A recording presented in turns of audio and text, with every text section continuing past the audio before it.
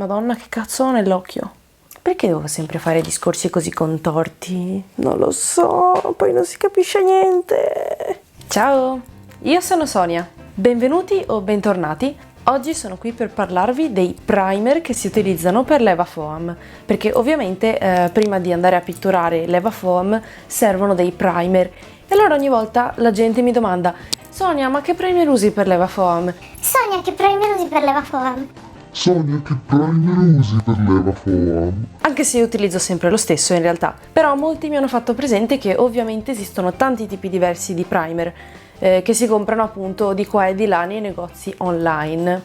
Quindi oggi sono qui per farvene vedere 3 di questi e vediamo anche appunto qual è quello che si presta meglio a quello che dobbiamo fare noi. Ma prima di cominciare ricordatevi di iscrivervi al canale, mettere un bel mi piace e cliccare la campanella delle notifiche sul telefono, così ogni volta che esce un nuovo video non lo perderete. E adesso sigla!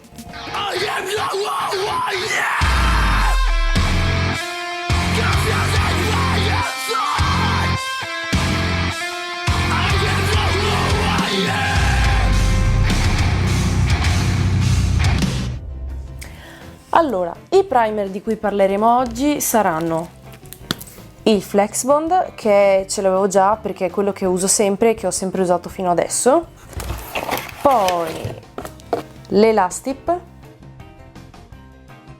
e l'X Flex, che è ancora impacchettato perché l'ho comprato apposta per fare questo video perché un sacco di persone me l'hanno chiesto. Quindi spacchettamento anche del nuovo primer. Eccolo qua, che carino. E parlerò anche un po' di questo, che in realtà non è esattamente un primer, ma adesso ci arriviamo.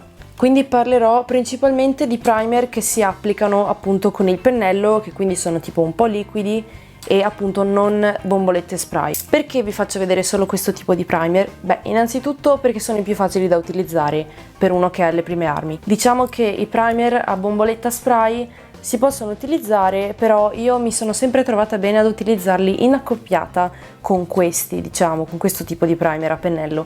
Perché dico questo? Perché applico lo strato a pennello del primer, di questo o di questo appunto, e poi faccio un altro strato con il primer a bomboletta, uno soltanto però.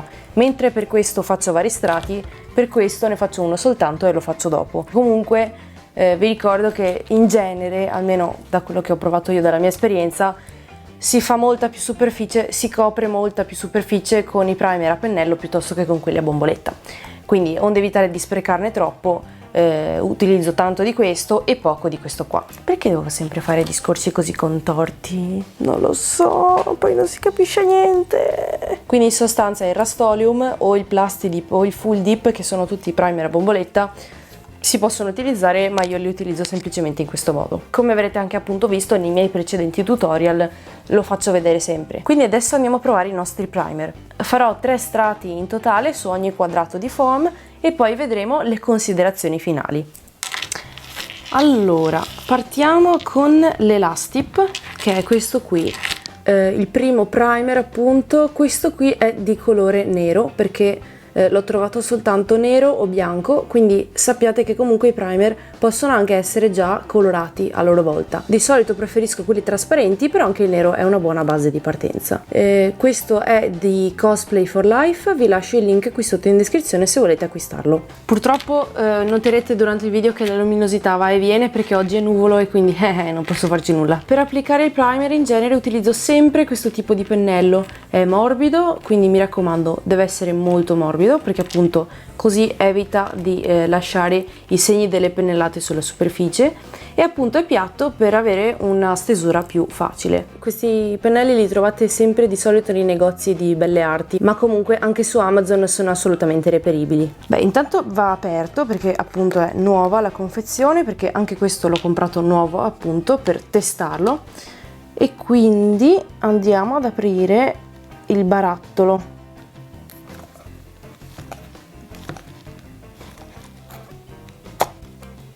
Ok, questa è diciamo la consistenza. Come vedete è parecchio denso, nel senso che non è che scende giù perché è liquido, si presenta molto molto denso e vediamo un po', ok, la consistenza è molto tipo budino.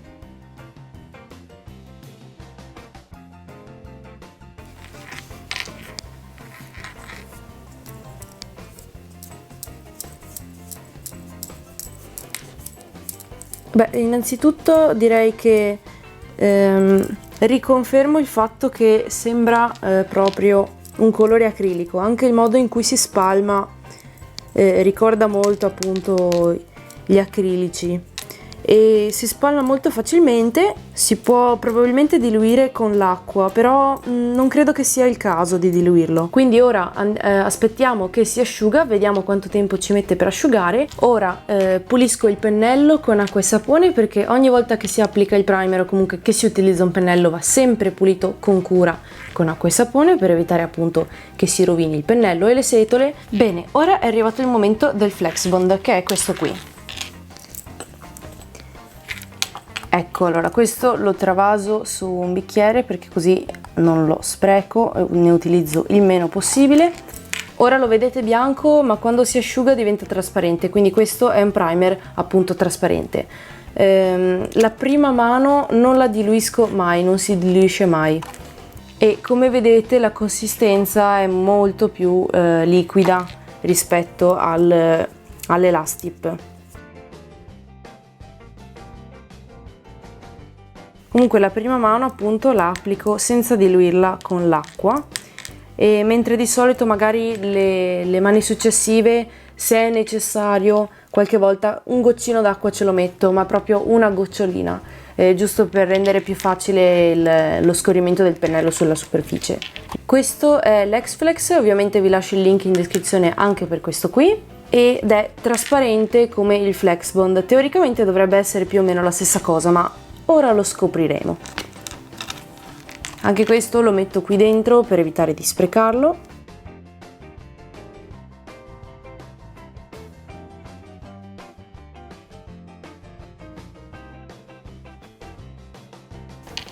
Niente, ho dovuto accendere la luce perché passavano troppe nuvole, era diventato strabuio, così di punto in bianco. Che dire, l'X-Flex è praticamente identico al Flex Bond, con una piccola differenza, almeno secondo me, che ho notato, che è quella di essere un pochettino più liquido e quindi tende a lasciare un pochino meno i segni del pennello, nel senso, più è denso il primer, più si lasciano i segni delle pennellate in teoria. Se invece è leggermente più liquidino, si spalma per bene sulla superficie e si autolivella, diciamo, si livella da solo. Quindi magari in camera non si vede molto bene. Adesso magari li avvicino anche un pochettino.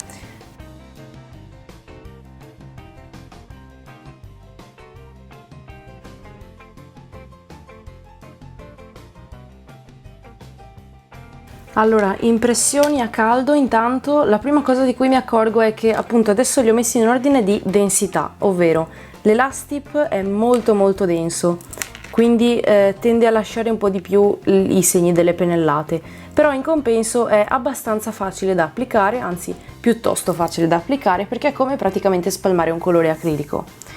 Il Flex Bond è un po' denso ma comunque molto più liquido. L'X-Flex è il più liquido tra tutti e è quello che lascia appunto meno segni del pennello sulla superficie. Ora non dobbiamo fare altro che attendere che si asciughino. Molto bene, allora oggi è il giorno dopo e ho fatto tutti e tre gli strati sui quadrati di foam e adesso andremo a vedere le considerazioni finali. Quindi ora partiamo con l'X-Flex e come vedete è molto molto liscio e anche al tatto si sentono pochissimo i dislivelli delle pennellate, e appunto riconfermo il fatto che comunque è tra i tre il più liquido, diciamo. Un contro che mi sentirei di dire però è appunto che essendo anche un po' più liquido e anche meno denso, appunto vanno fatti più strati, nel senso che questi sono 3, però ci sarebbe stato bisogno di farne magari anche un altro per sicurezza, per coprire diciamo completamente tutti i pori del foam.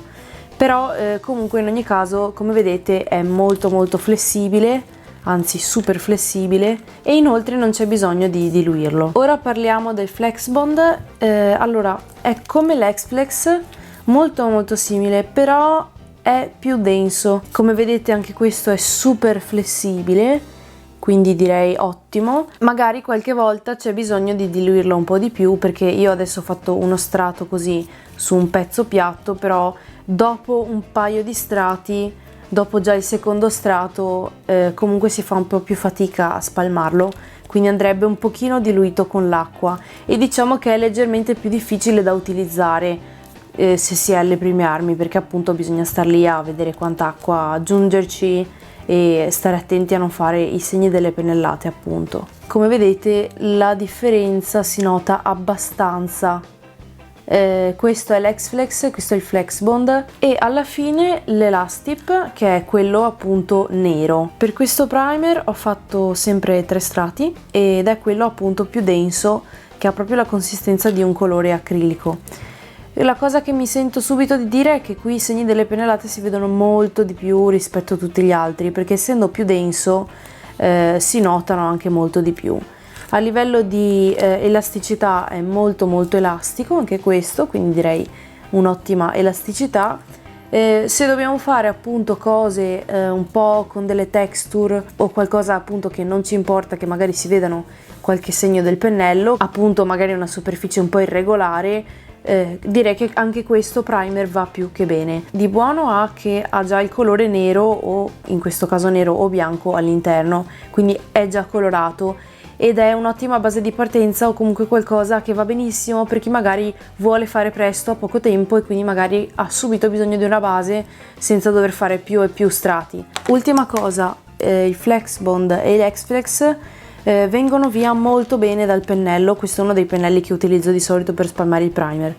Vengono via molto bene pulendo il pennello con acqua e sapone, mentre con l'Elastip il pennello tende comunque a rimanere un pochino sporco e quindi il pennello tende a durare un po' meno. Non mi sento di dire che ce n'è uno migliore degli altri, sostanzialmente vanno bene tutti e tre, dipende appunto da quello che dovete fare. Sostanzialmente vanno bene tutti e tre, anche perché sono molto molto flessibili e non fanno crepare il colore, che secondo me è la cosa in assoluto più importante di un primer. Poi tutto il resto lo vedete anche in base a quello che dovete costruire. Quindi siamo arrivati alla fine del video. Grazie mille per essere arrivati fino a qui.